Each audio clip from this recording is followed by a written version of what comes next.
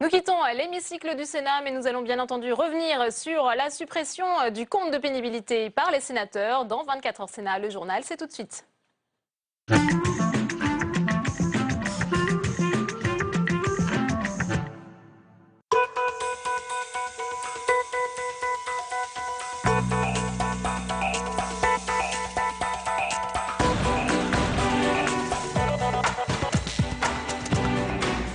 Bonsoir à tous et bienvenue dans cette nouvelle édition de 24 heures Sénat. Voici les titres. Le Sénat installe un nouveau comité de déontologie. La première réunion avait lieu aujourd'hui sous l'égide de l'UMP Jean-Jacques Hyest. Il devra prendre à bras le corps le dossier des conflits d'intérêts et de la transparence des élus après les affaires Cahuzac et Thévenoud.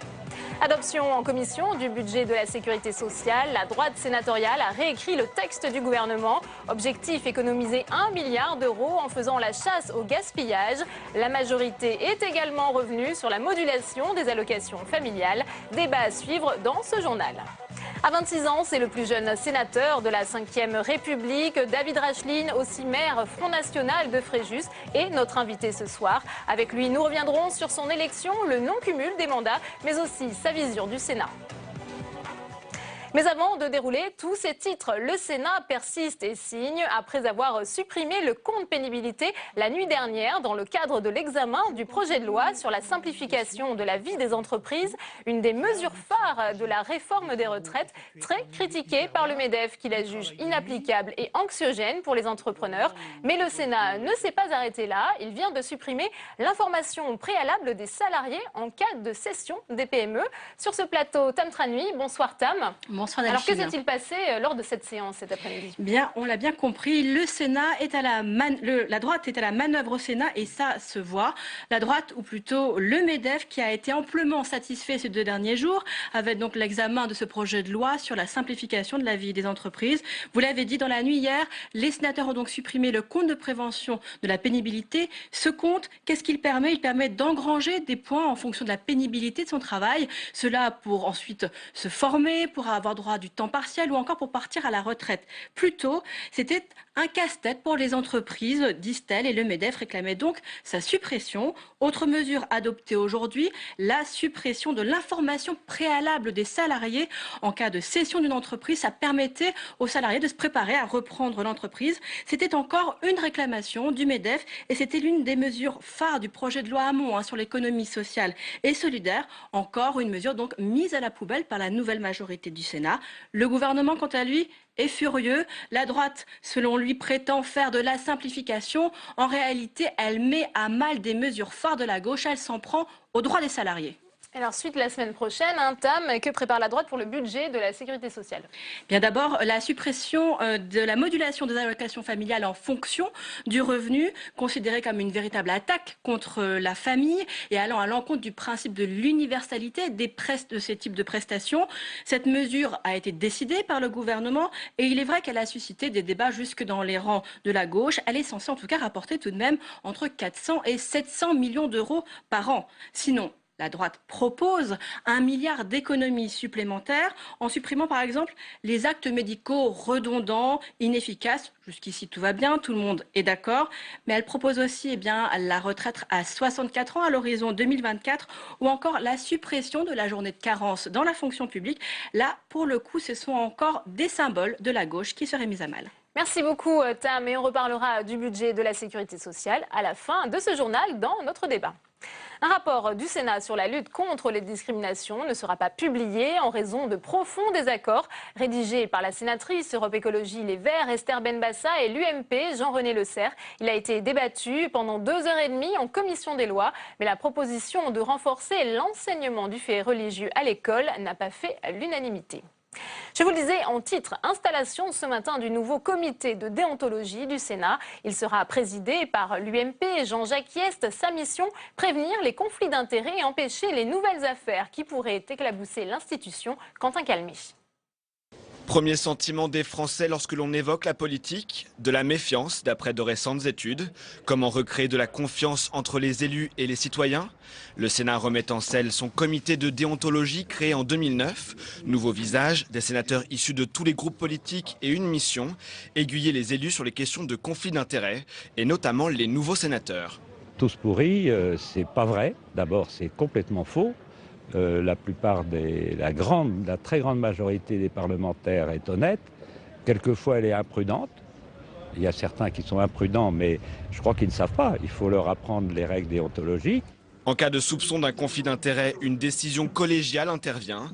Un mode de fonctionnement à l'inverse de l'Assemblée nationale qui dispose d'un déontologue extérieur à l'institution. Un choix assumé à la Haute Assemblée. La déontologie, moi je pense qu'elle appartient au groupe professionnel, si on peut considérer qu'être parlementaire c'est professionnel, mais elle se fait évidemment au regard des exigences de la société, de l'opinion publique et de nos électeurs. C'est pas quelque chose où on s'amuserait à décider de n'importe quelle règle dans un comité Théodule. Un comité pour prévenir aussi de nouvelles affaires. Avec l'application de la loi sur la transparence de la vie publique, les déclarations d'intérêt des élus sont déjà rendues publiques. Mais dans les prochaines semaines, ce sont leurs déclarations de patrimoine qui seront accessibles en préfecture. 24h Sénat, tout de suite l'invité.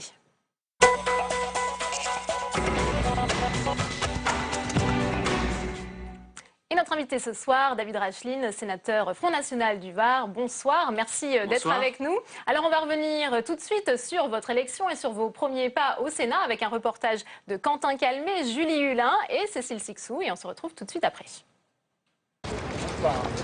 Son arrivée au Sénat n'est pas passée inaperçue. Honneur aux plus jeunes, c'est gentil. À tout juste 26 ans, David Racheline n'avait pourtant pas prévu de faire son entrée au Palais du Luxembourg. Ça va, bonjour, vous allez bien? Fraîchement élu maire de Fréjus en mars dernier, il avait d'abord refusé de se présenter, préférant se consacrer à sa mairie. Marine Le Pen l'a convaincu. La Commission nationale d'investiture du Front National a souhaité, partout où il y avait des maires dans les départements, que ce soit des maires qui allaient discuter avec les grands électeurs. Parce qu'ils avaient peut-être une connaissance particulière du terrain, des difficultés auxquelles sont confrontés les maires. Malgré son jeune âge, il n'est pas novice en politique. À 15 ans, il pousse la porte du FN, gravit les échelons. 10 ans plus tard, il prend la tête d'une mairie. Mais tout le monde me voit, vous savez, regardez, je suis là. Visible, le Benjamin du Sénat cumule désormais les mandats, une pratique pourtant vilipendée par son parti. J'invite les 6 plus jeunes sénateurs présents à venir siéger au bureau pour y remplir les fonctions de secrétaire d'âge. Monsieur David Racheline, sénateur du Var. Comme le veut la tradition, en tant que Benjamin, il est en charge de l'urne lors de l'élection du président du Sénat, mais ils seront nombreux à refuser de lui serrer la main. Avec aucune intervention à son actif, David Racheline reste pour le moment discret dans l'hémicycle. Alors David Racheline, on vient de l'entendre, pour l'instant discret dans l'hémicycle. Est-ce que vous seriez prêt à renoncer à un de vos 2 mandats pour être plus présent au Sénat? Ça va être changé à partir de demain, puisque je ferai ma première intervention demain sur le débat financier et budgétaire. Par conséquent, je crois que nous avons toute notre place et toute notre utilité, puisque nous amenons une fraîcheur, nous amenons d'abord une part de renouvellement de la classe politique, puisque pour nous, ça ne sont pas que des mots. La preuve, le Front National fait confiance à la jeunesse. Il a le plus jeune élu à l'Assemblée nationale, le plus jeune élu au Sénat, et c'est donc la démonstration que nous participons à ce renouvellement et nous entendons continuer à le faire dans l'avenir. Oui, mais sur le non-cumul des mandats, comment ont réagi vos administrés à Fréjus? Est-ce qu'ils se sont sentis trahis, par exemple? Ils sont très fiers d'avoir leur maire qui est aussi sénateur. Et moi, ce que je constate simplement, c'est que ce sera utile non seulement pour ma commune, Fréjus, mais aussi pour tous les Varois et tous les Français. Pour une raison simple, c'est qu'au Sénat, il y avait toute une série de débats qui étaient totalement absents. L'immigration, l'insécurité, la fiscalité à outrance, le débat sur l'orientation économique du gouvernement, puisque l'UMPS, en gros, est d'accord sur les grandes orientations européennes qui leur sont imposées, il faut le dire. Et nous allons avoir un son de cloche un petit peu original qui manquait au Sénat. Et c'est en ça que c'est une bonne chose que de voir 2 sénateurs représentés pourtant des millions d'électeurs. Puisque vous avez été élu avec Stéphane Ravier, donc en septembre absolument, dernier. Et avec Stéphane Ravier, je me désole un petit peu de voir que nous allons être que 2 pour pourtant représenter des millions d'électeurs. Je vous rappelle que notre mouvement, le Front National, est le premier mouvement politique depuis les élections européennes et que donc nous aurions mérité davantage de sénateurs. Les modes de scrutin en cela sont iniques, injustes, avec les formations moyennes, disons, et je crois qu'il va falloir changer ça aussi. Mais quand on en cumule, je reviens à cette question, 2 mandats, vous êtes maire de Fréjus, désormais sénateur du Var, on a des difficultés d'emploi du temps. Et on a vu bien cette semaine Catherine Tesca sur notre antenne parler d'emploi fictif quand elle parle de l'absentéisme des parlementaires. Ça, c'est un vrai problème. Alors, quelle est votre position? Oui, c'est vrai que c'est une difficulté. Nous sommes présents et donc par conséquent, nous ne rencontrons pas ce problème-là. Mais il faut vous dire une chose tout de même, c'est que le Front National, pour avoir des élus, pour avoir des sénateurs, pour avoir des députés, rencontre les plus grandes difficultés à cause de ces modes de scrutin et pour toute une série de raisons techniques, financières, puisque nous sommes moins financés que les autres. Bref, une fois que nous avons des mandats, nous voulons être à la hauteur de nos responsabilités et surtout être dignes de la confiance qui nous a été accordée par, en l'occurrence, les grands électeurs. Et c'est vrai que Stéphane Ravier, comme maire, et moi-même comme maire aussi dans le Var, avions... Parce que c'est compliqué, il y a de la séance tous les jours. Il faut siéger en commission, et il y a beaucoup de choses à faire. Nous avions davantage de légitimité et puis surtout d'expérience pour pouvoir aller porter la parole des collectivités territoriales, des grands électeurs au Sénat. Parce que nous sommes maires et parce que nous sommes victimes, nous aussi, des baisses de dotation de la part de l'État qui fait des économies sur notre dos. Nous sommes victimes, nous aussi, d'un aménagement du territoire aléatoire, tout au bénéfice des grandes villes et rien pour la ruralité. Nous sommes victimes de toutes ces choses-là que nous voulons dénoncer parce que comme maire, encore une fois, nous avons une expérience importante sur ces sujets-là. Lors de votre élection, certains sénateurs avaient refusé de vous serrer la main. On a revu ces images. Qu'en est-il aujourd'hui? Est-ce que vous vous sentez marginalisé au sein de la Haute Assemblée? Non, pas du tout. Vous savez, il y a toujours quelques archaïques, quelques sectaires, souvent d'anciens gauchistes recyclés au Sénat, mais ils ne sont pas majoritaires d'abord. Et puis secondo, surtout, moi je ne suis pas là pour me faire des amis. Je suis là pour être digne de la fonction qui m'a été confiée par des grands électeurs qui souffrent, par des territoires qui sont des abandonnés de la République et pour combattre ce que n'a pas été capable de faire l'UMP, pour combattre la politique du gouvernement au pouvoir, du gouvernement qui est dans de grandes difficultés, qui affaiblit notre pays quotidiennement. Et je crois que nous avons, nous, l'énergie pour le faire. Et surtout, encore une fois, nous allons apporter un discours original, celui que nous n'entendons jamais, mais qui pourtant est présent dans la rue pour des millions de personnes. Oui, pourtant, on l'a rappelé avec Stéphane Ravier, donc vous siégez chez les non-inscrits. Il faut 10 sénateurs pour obtenir un groupe parlementaire. Il n'y a donc pas de groupe Front National ici au Sénat. Cela vous donne très peu de moyens, voire quasiment pas de moyens. Comment entendez-vous peser sur le débat parlementaire? Est-ce que vous avez un réel poids ici? Oui, écoutez, je crois que nous utilisons tous les moyens pour pouvoir être présents, d'abord dans les médias, et je vous remercie de votre invitation, parce que les médias savent très bien, vos collègues aussi, que nous représentons bien plus que le nombre que nous sommes au Sénat. Des millions d'électeurs, encore une fois, qui sont absents malheureusement en partie du Sénat, et c'est regrettable, c'est à cause des modes de scrutin, j'en ai parlé. Mais nous allons faire des propositions de loi, nous allons, moi dès demain, je prendrai la parole pendant plusieurs minutes pour exprimer mon désaccord avec le gouvernement et pour combattre sa politique. Nous allons proposer des amendements, nous ferons des explications de vote, et à chaque fois que ce sera possible, nous prendrons la parole pour dire à quel point ce gouvernement et l'UMPS de manière générale mènent une politique catastrophique depuis 30 ans ou 40 ans dans notre pays et qu'il est plus que temps d'en changer. Je crois que c'est ce que les Français souhaitent aussi. Vous n'aurez pas non plus de délégation de vote puisque vous n'avez pas de groupe politique ici. Comment vous allez vous organiser avec votre collègue, par exemple, sur le PLFSS qui commence lundi prochain? Est-ce que vous allez pouvoir le voter ou vous abstenir sur ce texte? C'est vrai que c'est un vrai problème et nous sommes en train de nous coordonner, de nous organiser avec Stéphane Ravier pour pouvoir faire face à ces difficultés et à ce mauvais traitement, il faut bien le dire, dont sont victimes les non-inscrits. Est-ce que Gérard Larcher vous a reçu? Il dit qu'il est le président de tous les sénateurs. Oui, c'est vrai, il a dit qu'il était le président de tous les sénateurs. Je crois que nous en ferons la demande prochainement. Il me semble que c'est en train de s'organiser. Nous n'avons pas d'a priori.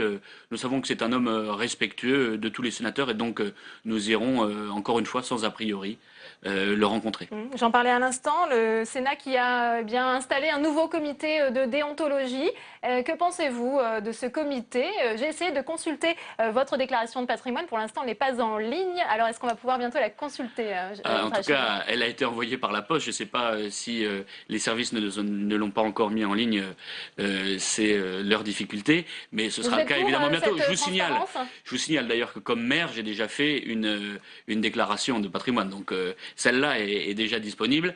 Moi, je suis favorable, oui, à ce comité parce que je pense qu'il faut éviter des cas comme ceux qu'on a connus du temps du pouvoir de l'UMP et du PS, encore du PS récemment, qui malmènent la vie politique de notre pays, qui font que les Français se détachent de plus en plus du monde politique, qu'ils ont même une agressivité parfois à l'égard des politiques.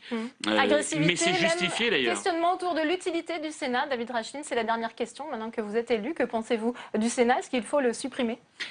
Vous savez, nous, et Marine Le Pen en particulier, a parlé d'une réforme institutionnelle. Et cette réforme viendra lorsqu'elle sera présidente de la République, et ça viendra peut-être bientôt, en 2017, et lorsque nous aurons une majorité parlementaire à l'Assemblée nationale et peut-être même au Sénat pour le faire. Dans l'attente, nous utilisons tous les moyens qui sont les nôtres pour être les représentants du peuple français et pour essayer de faire en sorte que le gouvernement comprenne ses aspirations et comprenne qu'il mène une politique absolument catastrophique. Ça n'est pas, bien sûr qu'il est utile. Aujourd'hui, je pense qu'il est nécessaire que les collectivités territoriales soient représentées dans une chambre, mais il n'en reste pas moins que nous appelons de nos vœux une réforme institutionnelle qui devra se faire. Est-ce qu'elle concernera le Sénat? Peut-être, nous en reparlerons une fois que nous aurons la majorité dans quelques années. Merci beaucoup à David Rachlin. Merci à vous de votre invitation. Notre invité ce soir.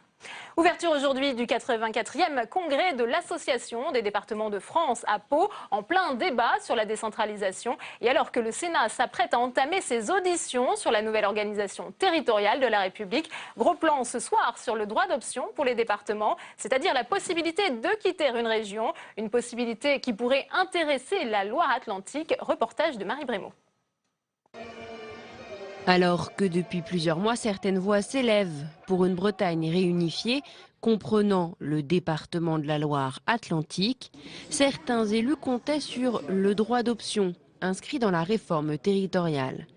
Un droit d'option qui permettrait à certains départements de choisir le rattachement à une autre région. Mais pour le sénateur écologiste de Loire-Atlantique, l'option n'en est plus vraiment une. Le droit d'option, c'était un peu l'élément de souplesse.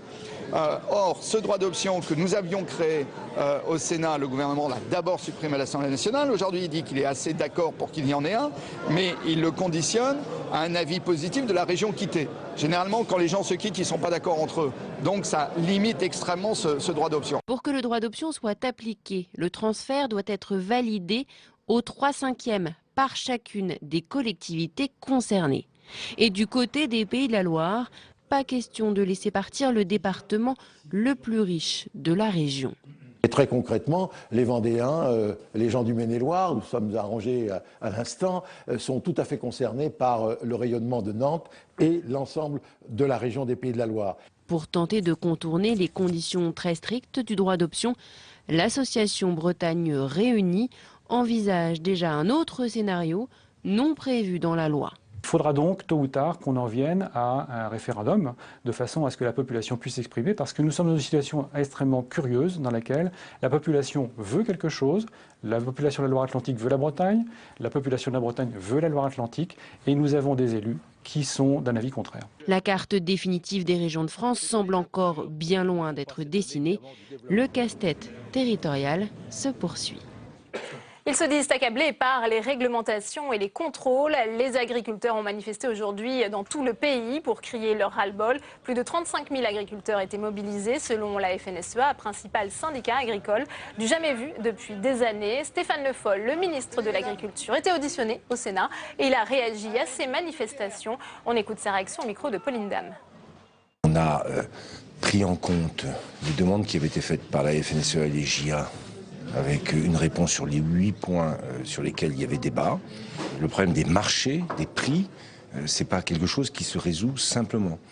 Je suis obligé de prendre en compte beaucoup de paramètres et je ne peux pas régler d'un seul coup tous les sujets, mais tout ce qui peut être fait en termes de responsabilité gouvernementale pour améliorer les choses, je vous ai donné 2-3 exemples, sera fait et sera mis en œuvre.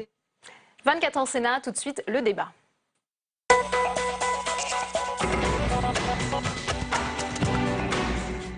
Et on ouvre le débat de ce 24 heures Sénat consacré à l'examen du projet de loi de financement de la sécurité sociale avec nos invités ce soir. Annie David, bonsoir. Bonsoir. Sénatrice communiste de l'Isère, merci d'être avec nous. Avec nous également sur ce plateau, Jean-Marie Van Lerenberg, vous êtes sénateur UDUC du Pas-de-Calais et vous êtes rapporteur général du budget de la sécurité sociale. Alors Annie David, eh bien, la nouvelle majorité sénatoriale, on l'a vu, a beaucoup détricoté la proposition du gouvernement. Qu'en pensez-vous alors ?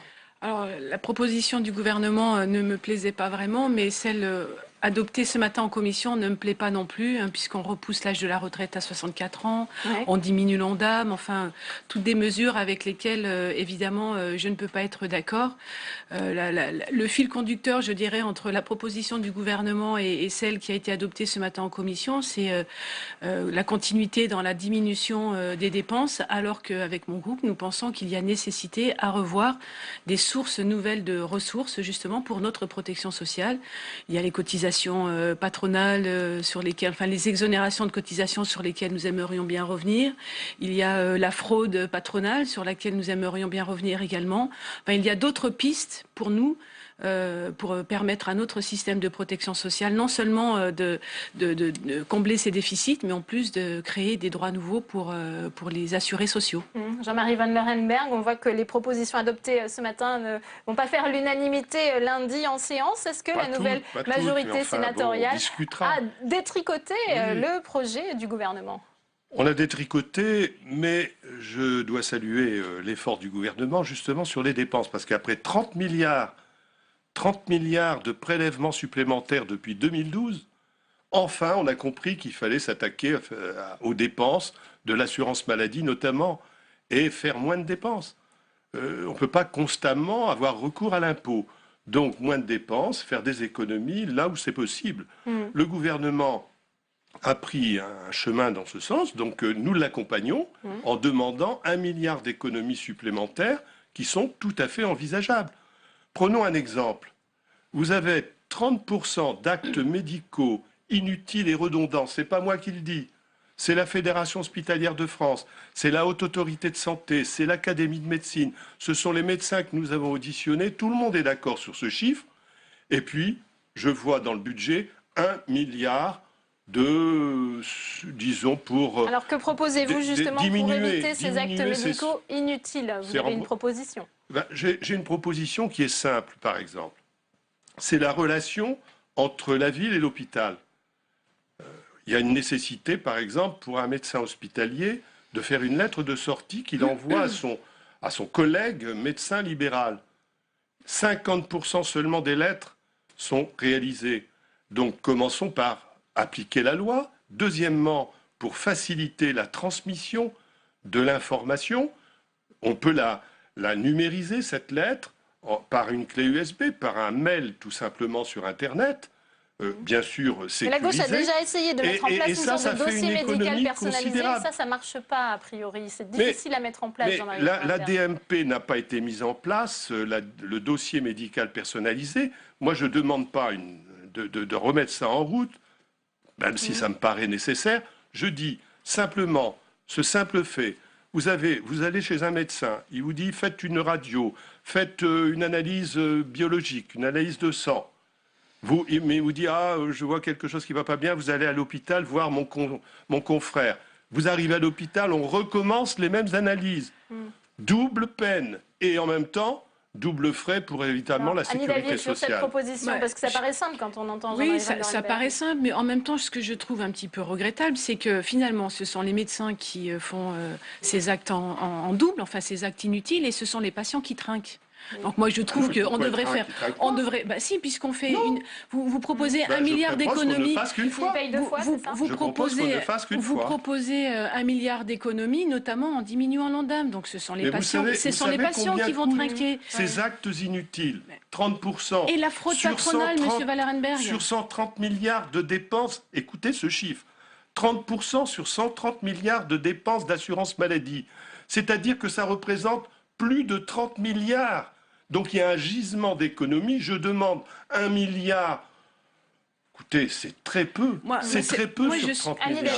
Je suis comme vous, je ne demande pas grand-chose. Je demande la moitié de la fraude patronale aujourd'hui dénoncée par la Cour des comptes. Alors je sais bien que beaucoup contestent la Cour des comptes, mais on conteste la Cour des comptes quand ça arrange, et quand ça n'arrange pas, on ne la conteste pas. Donc entre 20 à 25 milliards de fraude patronale, on n'a qu'à se battre sur ça. Pardonnez-moi. Ce chiffre est contestable. Des amendements sûr, on va déposer des amendements en ce sens. Peux me permettre sur ce chiffre est contestable, c'est ce que nous a dit l'ACOS. Mais alors pourquoi est-ce que vous ne contestez pas les autres chiffres qui sont donnés par la Cour des comptes, uniquement celui de la fraude patronale? Moi, ça m'interpelle. Je viens sur ce point. Moi, ça m'interpelle. La fraude, la Cour des comptes évalue à 20 à 25 milliards en disant c'est évidemment difficile à chiffrer parce que c'est du travail clandestin, ou tout au moins non déclaré. Oui. L'ACOS nous dit, vous savez ce que ça représente? C'est plus de 1 million de travailleurs qui seraient clandestins en France. Allons, soyons sérieux, c'est exagéré. Mais prenons simplement un chiffre de 5 milliards. Eh bien, je suis d'accord, Annie, avec vous pour renforcer les moyens de la lutte contre la fraude. C'est dans le milliard que nous proposons. Alors, le Sénat propose également de revenir sur ce qui a été voté à l'Assemblée nationale, à savoir la modulation des allocations familiales. On sait qu'on a déjà eu un débat avec vous sur ce plateau. Là, cette disposition, est-ce que vous pensez qu'elle va passer en séance? La modulation, non. Ici au Sénat, à la fois le groupe UMP majoritaire avec l'UDI vont voter contre. Il y a des amendements qui sont déposés. C'est ce que dit le Sénat l'universalité. Ce sera la seule mesure que nous adopterons des propositions du rapporteur. Pourtant, ça permet de faire 400 à 700 millions d'euros d'économies par an. Je sais que certains, chez nous, vont proposer peut-être la fiscalisation, tout au moins modulée, mais autrement. Parce qu'effectivement, il y a peut-être un geste de solidarité, mais je rappelle que l'universalité, il faut la préserver. Tous les enfants sont égaux devant la loi, et que ce soit un enfant de riche ou un enfant de pauvre, il a la même valeur à mes yeux. Donc pour moi, la même chose, c'est normal, la prestation doit être la même. Par contre, la solidarité, c'est l'impôt.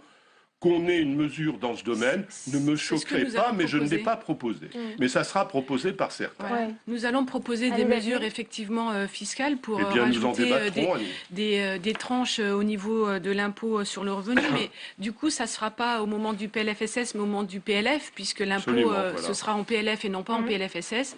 C'est pour ça aussi que c'est parfois un peu compliqué d'expliquer les mesures que l'on veut proposer parce qu'il y a plusieurs véhicules législatifs, comme on dit, voilà, plusieurs textes sur lesquels nous interviendrons. Mais effectivement, au moment du PLF, nous ferons des propositions. Le projet de loi de finances, pardon, voilà, nous ferons des propositions pour en effet revoir les tranches et pour que chacun paye solidairement à la protection sociale.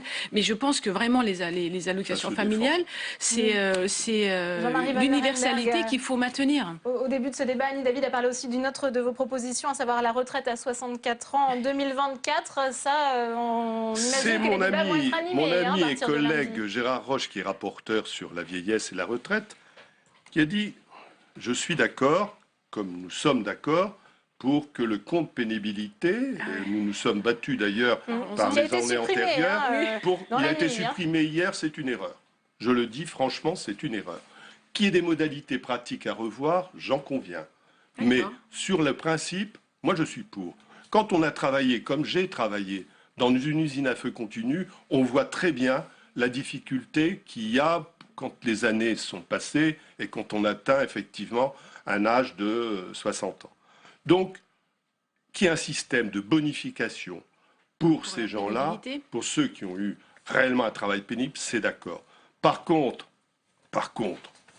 je dirais aujourd'hui, l'espérance de vie pour les Français ne cesse de croître d'année en année, 3 mois par an.